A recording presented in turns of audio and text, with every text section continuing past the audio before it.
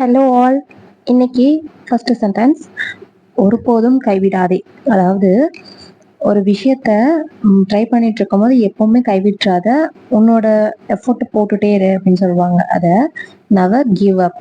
Never give up அப்படின்னா கைவிடாத, விட்டு கொடுத்துறாத, அந்த மாதிரி சொல்லுவோம் இல்லையா, அதுதான் நெவர் கிவ் அப்.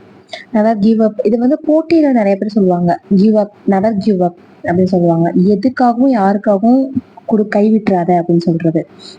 நான் பலமுறை சொல்லியிருக்கேன், நான் பலமுறை உங்ககிட்ட சொன்னேன், நீ கேட்கல அப்படிங்கறத I told you many time அப்படின்னு சொல்லலாம். இத நான் எப்ப பெறுவேன் அப்படின்னு கேட்பாங்க. இதை நான் எப்போது பெறுவேன், அதாவது ஒரு மெடல் கொடுக்கறது, இல்லை வந்து ஒரு சர்டிஃபிகேட் வாங்குறது அப்படிலாம். இதை நான் படிச்சு முடிச்சுட்டு எப்போ வாங்குவேன், எப்போ எனக்கு கொடுப்பீங்க அப்படின்னு கேட்போம் இல்லையா, அதை when will I get this, when will I get this அப்படின்னா இதை நான் எப்போ வாங்குவேன் அப்படின்னு கேட்கறது. நான் ஸ்டார்ட் பண்ணலாமா, நான் ஆரம்பிக்கலாமா, நான் தொடங்கலாமா அப்படின்னு சொல்லுவோம் இல்லையா. நான் தொடங்கலாமா, நான் ஸ்டார்ட் பண்ணலாமா, நான் ஆரம்பிக்கலாமா அப்படின்னு சொல்றத எப்படி சொல்லலாம்?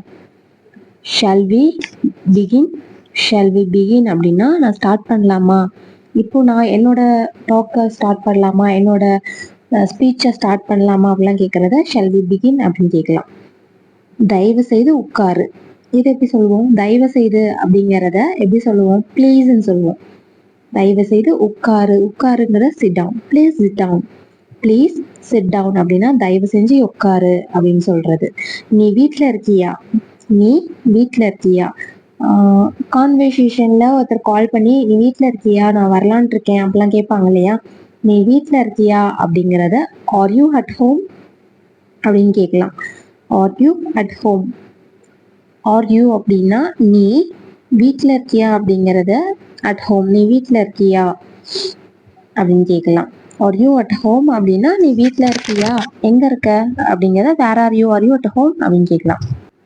ஒரு திங்ஸ் நமக்கு தேவைப்படாத போது இது வேணுமா உனக்கு அப்படின்னு நம்மள கேட்குறாங்க அப்படின்னா எனக்கு தேவையில்லை, எனக்கு அது வேண்டாம், இல்லை எனக்கு வேண்டாம் அப்படின்னு சொல்றது, எனக்கு அது வேண்டாம் அப்படிங்கிறது, எனக்கு அது தேவையில்லை அப்படிங்கிறது, இதெல்லாம் எப்படி சொல்லுவோம்?